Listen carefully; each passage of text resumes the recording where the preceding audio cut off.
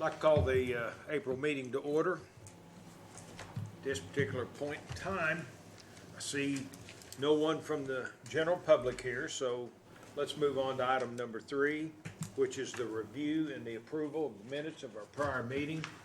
We've all had an opportunity to review those minutes. Are there any additions or corrections? Hearing none, I'll ask for a motion and a second for their approval. I'll make that motion. Second. We have a motion second.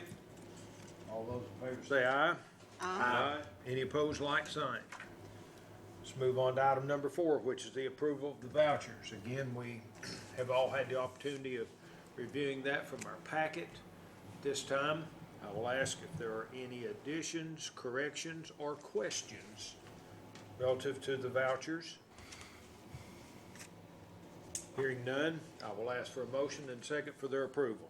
I'll make that motion. Second. I have a motion and second for the approval of the vouchers. All those in favor say aye. Aye. Any opposed, like sign. This time, I'd like to call on Mr. Fagan for review and approval of the monthly reports for the month of February. Thank you, Mr. Chairman. Before you have the revenue and expense summaries for the year through February 2018. For the month of February, the electric department had a net income of $499,000, and the water and sewer department had a net loss of $12,000. If you look at where we stand year to date, the electric department is $980,000 ahead of the forecast.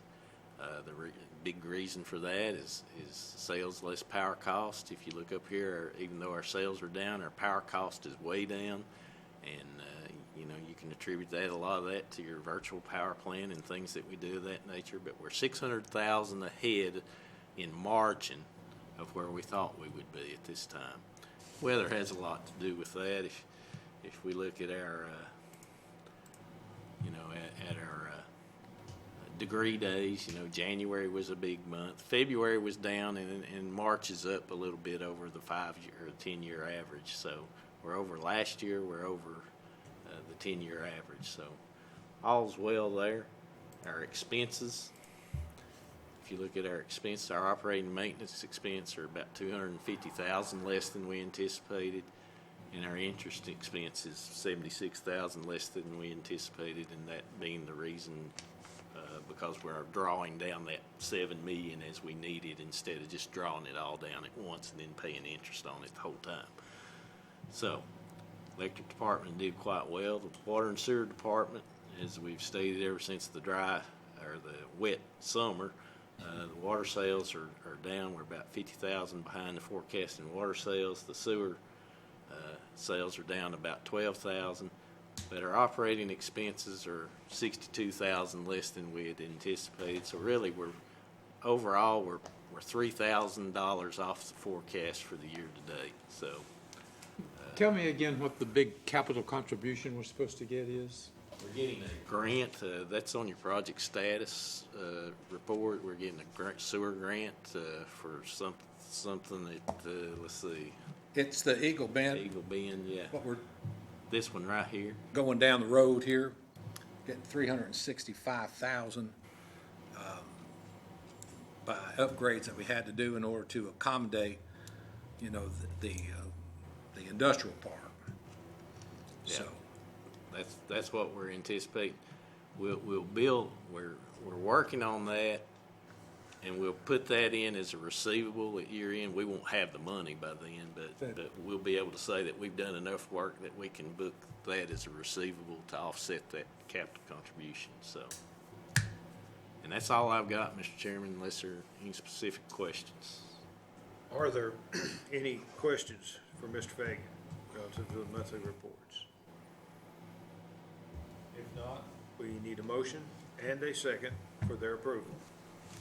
I move we approve the the financial reports for the month. I'll second it. We have a motion and second. All those in favor say aye. Aye. Any opposed, like sign. Project status report.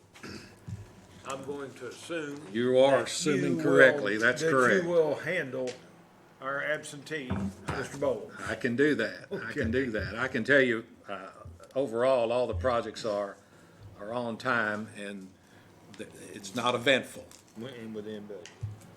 Well, they're all currently within budget, that's right, they're not finalized out, but our expectation is that they will be within budget. We are finishing up the final phase of 3 phases at the Claxton substation, and every one of those phases, including this one,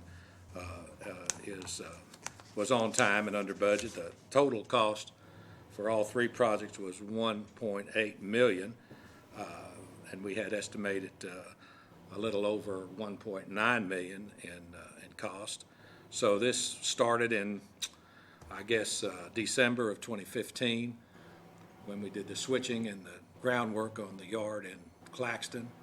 And then we added our first power transformer last year, and just this past year, we put in our final power transformer. That's upgraded that station from an 18 MVA to a 56 MVA, and we are in much better shape in order to provide the power that's needed in that area through that facility upgrade. So we're very proud that we've been able to do that over a 3-year period, and it is part of our commitment to looking specifically at those areas that need to get upgraded in an amount of time where we can take bites out of it instead of taking one big shot at one time. So that's worked out real well for us. It's completely done, and I think the numbers will be coming in for that work order, and we ought to have some closings on that before too long. The others, work order 630, 40, and 45, and 660 are all on time. Some of those, as you know, the 640, the aerial cable on Offutt Road, has been completed, and we're into phase 2 on both the aerial cable in Norris and also on Mahoney Road, and they should be finished on time also. And unless you have a question, electric. Okay. If you'd like to move to water, Anybody got any questions on electric? Let's move on to water and sewer then, Mr. Fagan. take them both today. I do. Our wastewater treatment plant. Lesser man could never handle it, CP. As long as he could read, he'd be all right. The wastewater treatment plant improvements, we are waiting on a piece of equipment that's made in Germany, and that has been delayed by about 6 weeks. So we've revised the completion date to August, but that could move a little bit too if we don't get it in. But that is on budget, and now we made reference earlier to the collection system upgrades to the Eagle Bend Industrial Park, and that's essentially we're removing the old and installing new pumping equipment, and this has not arrived, and we don't expect that to arrive till June or possibly later this year. So that is a long-term project. It'll take us a while to get that done, but we're going to get $365,000 back from the state on that, and we're very happy about that. And that's all I have unless there are questions. Are there any? If not, then let's move on to item number 7, which is the approval of the resolution to request unclaimed balances from the state.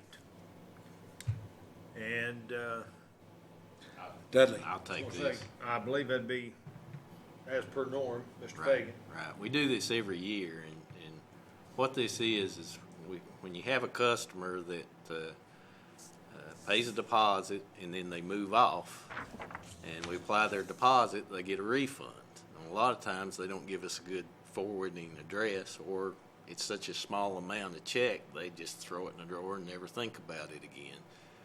So when these checks become dormant for a year, then we have to give them to the state, and it's called unclaimed property.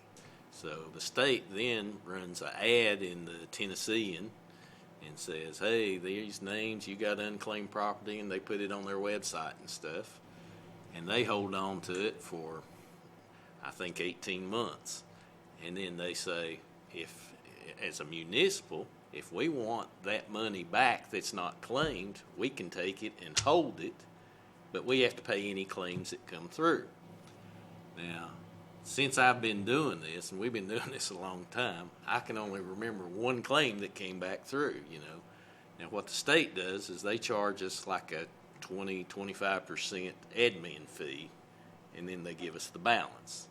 So when the customer makes a claim, if they had a $100 check, then we give them the full $100, and we're out $25 in that case. But overall, it would be crazy just to let the state hold this money when we can hold this money. So this year, it's $4,593 that we're asking that the state give us back to hold for those customers should they make the claim. We do try to track these customers before we turn them over. We look to make sure they haven't moved back on, and we find several that move back on, or we can locate them. But these are just the ones we can't find. You know, so How much is in that account right now? Do you know? I couldn't tell you. I mean, we put it in the general fund, but I mean, anybody that made a claim, we would pay it. Historically, we were the custodians of this, and we would just absorb any difference that wasn't claimed, and we would pay out any claims that came in.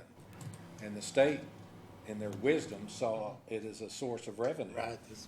And so they collect it. Now, most of the utilities don't go through the bother of making, I don't know of any, to tell you the truth, that go through the bother. There's not many, because I talked about it at their last accounting meeting this past month, and they just don't feel like it's worth the trouble to do. Right. But I just don't get that I mean, mindset. it's $4,500, you know.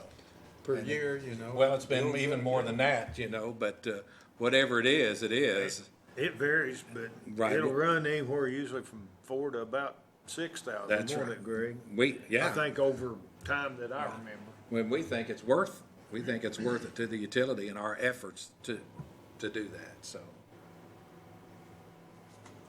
We recommend that you authorize us to make this claim by approving the resolution that's associated with it. We make a motion that we approve the resolution as written.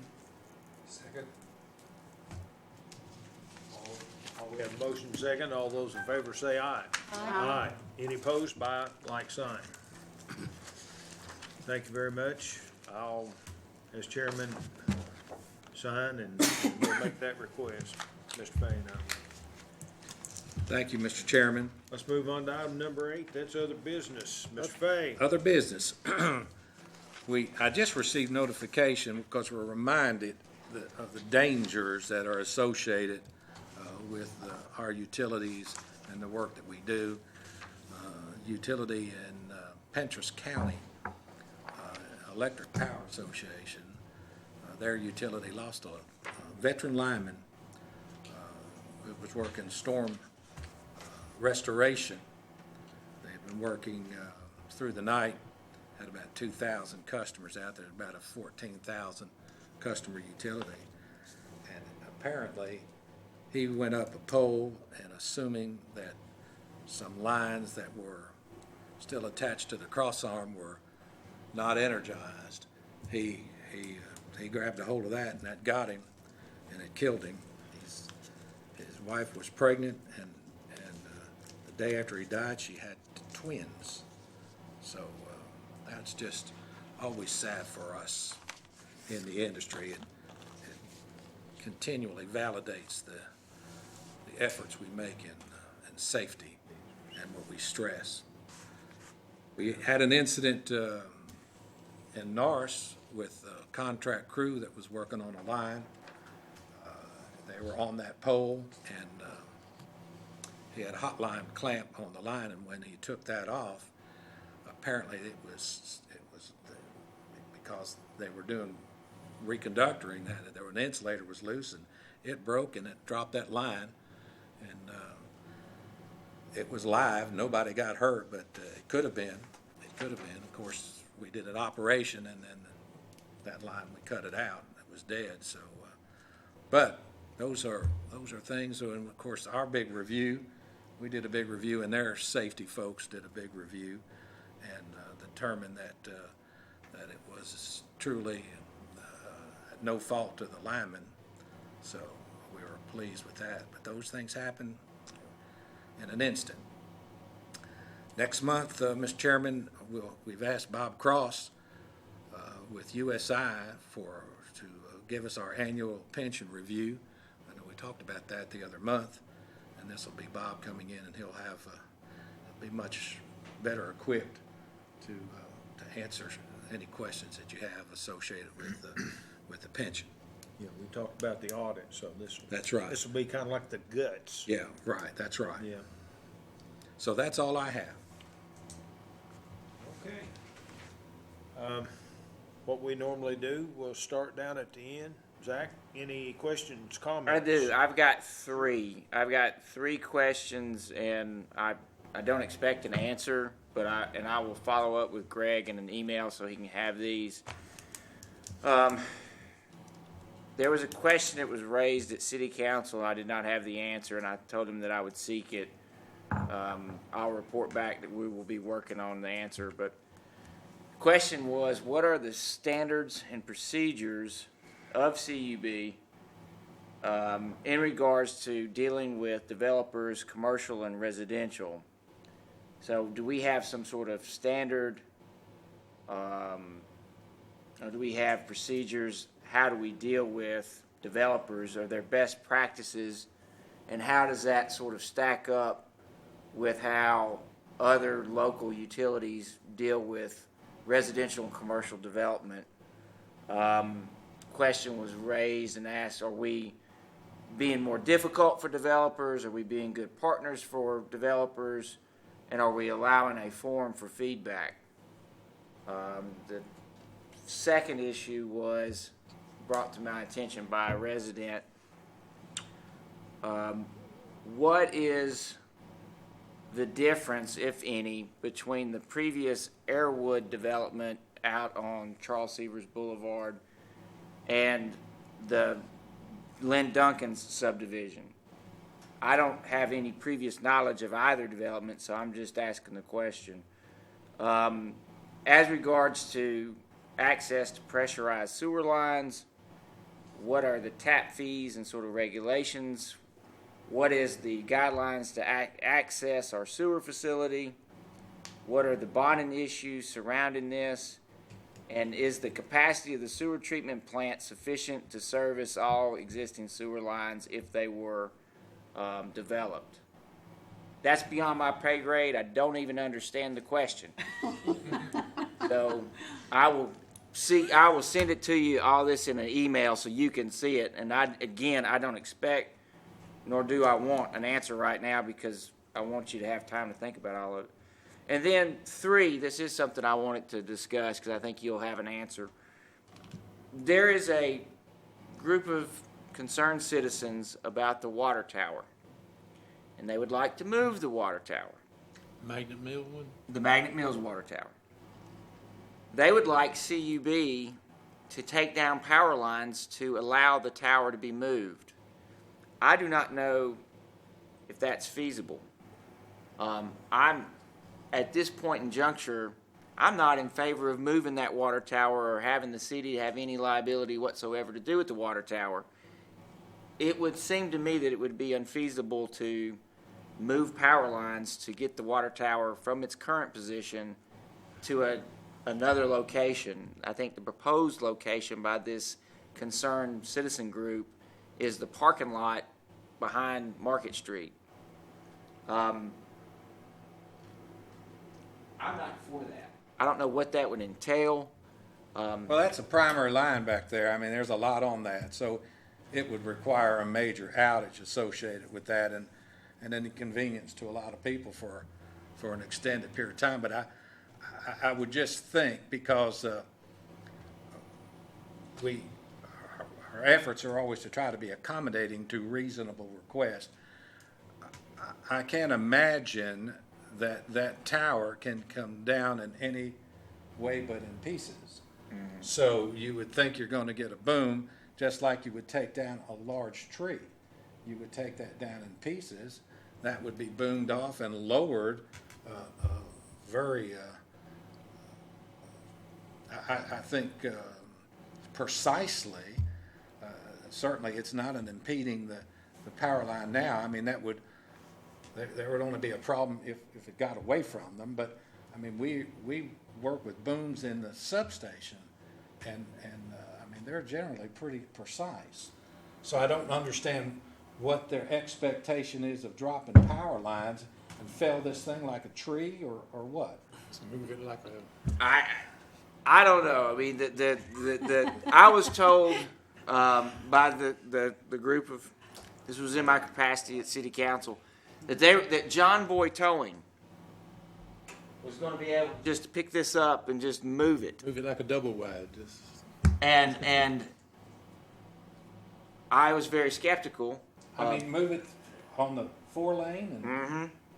And around First Baptist or up, you know, Is it considered a historical they would monument or they would something? like it That's to what be. that's what they're wanting. That's what they would like it to be. I'm not in favor of doing that, and I represent maybe a minority voice on. I'm not sure, but I would think that it would be a great disruption to our ratepayers and our people, our businesses, to not have power for an undisclosed amount of time while we move a water tower.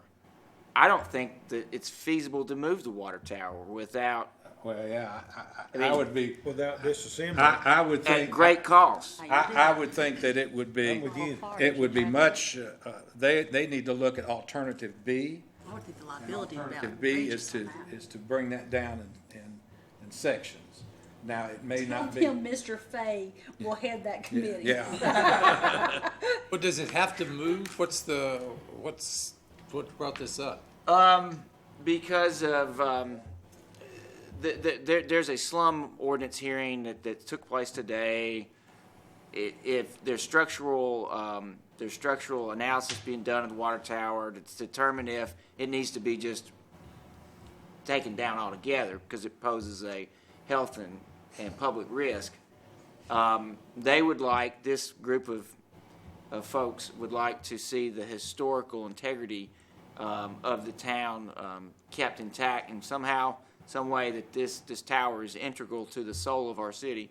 I don't share that sentiment, and so I don't think they truly understand, that the implications there. they're irrespective of the outage. And now I think that there would be a lot of citizens not happy with that. There is a significant cost associated with that too, that would have to be borne by this group, But even if they were willing to How would you just come up with that uproot money, that tower and move it? I would suggest that they would use that towards taking that down in pieces. I have no appetite to drop those lines out. And would that let me ask you, I don't either. And is that the board's decision, or is that powers invested in you? Like, will they come here on a Monday afternoon and request you do it, or is that something that the board will have? Normally, it's operational, and that's an operational issue that would come under me. Unless the board has a policy that could be applied equally across the system. So then anyone that's willing to pay for a tree or a statue or anything that would require us to do that, we would have to apply that equally to all Decisions 6 made. counties. That's right. Yeah. So to me, that would be operational, because it would impact our operations. And if the board wanted me to design a policy to try to accommodate everyone with this, I mean, I would certainly try to do what the board wants. Or if they chose not to do that and left that with me operational, this group would come to me and I would tell them that I'm not going to do that. Well, I'm against touching the power lines to move the water tower. and I would ask you to take that position. I just think that it would be disruptive. We would drop a service line for a customer that has a bad tree. So coming off of the primary or secondary to a service drop, to drop for his from the weatherhead, and that way he can drop a tree in the yard. We would do that because it only affects him, and we would do that as a courtesy. But we wouldn't drop the primary down. He's gonna have to piece that out, and it all can be done. It's just, it's more costly to piece a tree down than it is to drop a tree. And I'm trying to envision that tower coming down the 4-lane, and I cannot wrap my I arms can't around either. I it can't get my, because and much less there John is- Boy Towing doing it. There's No power disrespect to lines John that Boy. cross the road. We got a truck just brought a pole down up by the interstate. So not only are you gonna have to get it out of there, if you're gonna move it down a 4-lane anywhere, You'd have to shut down traffic from the interstate well, back then, to the but there's bridge. power lines going all across the street, you see? It's not So just that power line. That's it's right. multiple That's power right. lines to move it somewhere else. I don't think they can get it declared a historical monument anyway. it wouldn't matter. Yeah, I mean, there. But they would have more of an argument. If you're they're in doing- Philadelphia, they're just blowing those things up right now, so.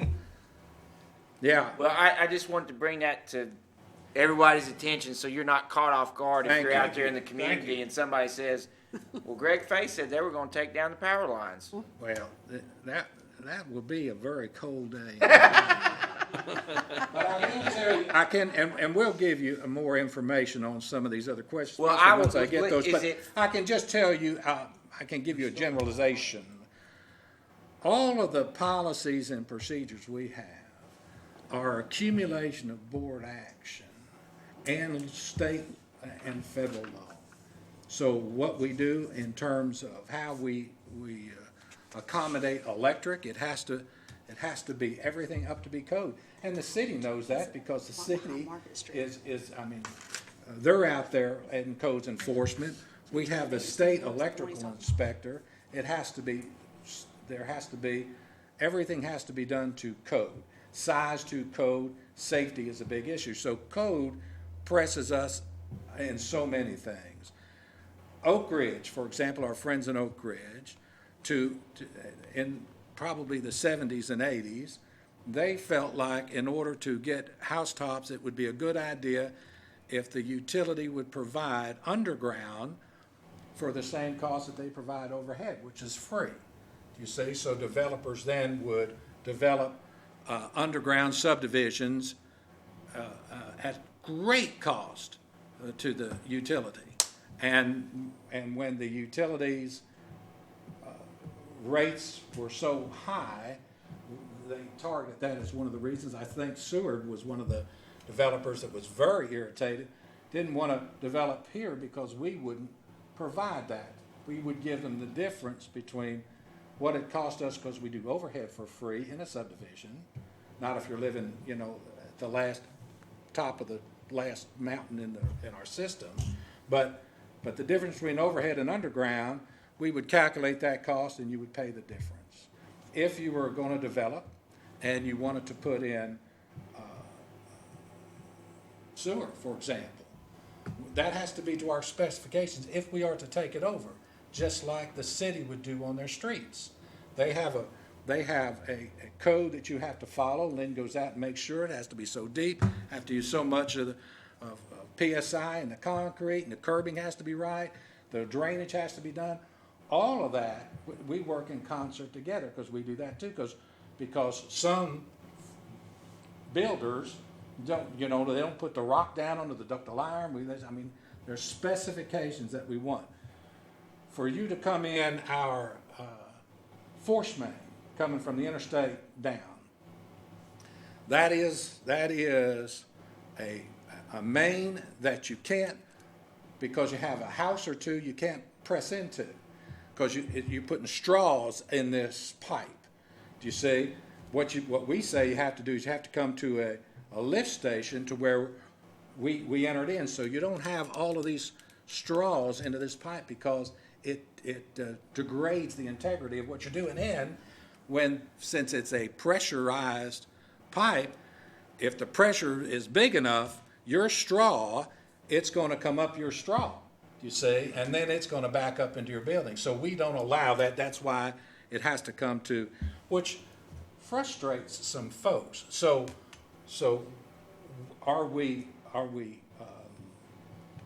is there particular things that other utilities do that we don't do? I would say yes, not many. Are there things that we allow that other utilities are stronger and harder on than we are? I would say yes. But those, on both those, are fringe areas, because the core of what we do and the core of what they do is we follow code. We follow state law, we follow federal law. On electric, it's federal. On state, provided what we do. So our efforts are to serve, but we require tap fees in order to come into the system. Some charge less than we do, some charge more than we do. But that's about what does it cost to make a contribution to come into the system. And of course, that has always been a board prerogative, and it's been in place, although I don't think we've touched tap fees in a long time. So if you've got a group or an individual that has a specific burr, you know, if they want to ask that specific question, I want to do this, but you all won't let me. Well, maybe we can be more definitive in that one area. But there is nothing that has been the policy of this board or the policy of how we conduct business that is overly harsh or harsh at all that I see. I mean, it's protective. We protect everyone because we won't do, and I tried to write it down, but you know, the two developments that you said, what's the difference? I'm assuming the question is the potential of treating one differently than the other, if that's Correct. what That was what I inferred of it, and Yeah, that's what I inferred too. So, and I have no idea. You don't have any idea of these subdivisions. I don't even know where they are, to tell you the truth. But all I can tell you, not knowing anything, is no. There has been no difference between. treatment and the way we treat. No. That is one thing we absolutely are very stern about. I mean, good people that we know and love trying to do things are treated the same way as people that we don't necessarily care for at all and have a bad history with. But they all get the same level of professionalism and treatment and our best efforts to make their development as easy as they can. But historically, especially developers, and I sure understand it, their hat is to how can I cut cost. My hat is how can I make sure that we protect all of our folks and we don't advantage one over the other. And if we subsidize the developers, which in essence what providing free underground would do, although Oak Ridge doesn't do that anymore. I don't know of any that does that now, but they used to. That is what you're in essence are doing is subsidize them at the cost of every other ratepayer that we have, and we won't do that.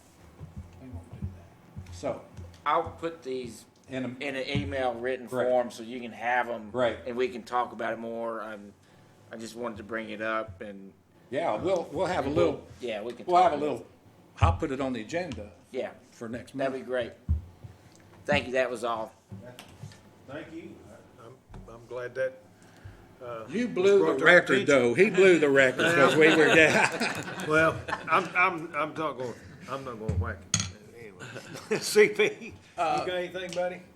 Well, just a question, kind of a follow-up. Is there, do we have a library or anything with our standards and procedures or operating procedures are documented? Sure. Okay. So if somebody really wanted to Oh, know. gosh, yeah, well, we give them to them, the developers. I mean, we give them copies of that. Some of that's that thick. Yeah. You know, the big thing, I mean, the most intricate is water and sewer. Really, it's sewer. Sewer is the worst thing because you can't develop without that. You gotta have that. And that is so very, very costly. And how much does this size of pipe, and I've got to do this to go there, and I've got to have this, and the drainage, and the slope, and the this, you know. I'm telling you, we have the lowest rates of anybody around because we don't subsidize the developers. There is a frustration on the sewer more than anything. That's all. I have a list of about 10 questions. Hit it, That Ed. goes for next time. Hit I'm it. good. I'm good, thank you. Well, I'm good also, and we are adjourned.